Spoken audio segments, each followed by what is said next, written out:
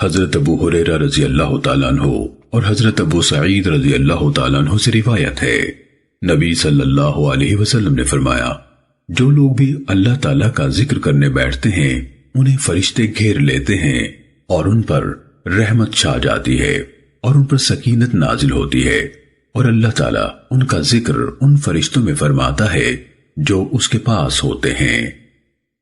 سنن ابن ماجہ حدیث نمبر 3791۔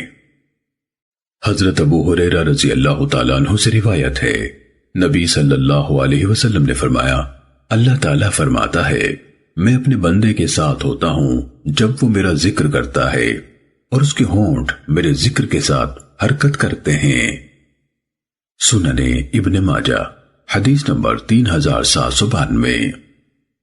حضرت عبداللہ بن بسر رضی اللہ تعالیٰ عنہ سے روایت ہے، ایک اعرابی نے رسول اللہ صلی اللہ علیہ وسلم سے عرض کیا، اسلام میں نیک اعمال بہت زیادہ ہیں، میں ان سب کو کما حق کو ادا نہیں کر سکتا، مجھے ایک بات بتا دیجئے جسے میں مضبوطی سے پکڑ لوں۔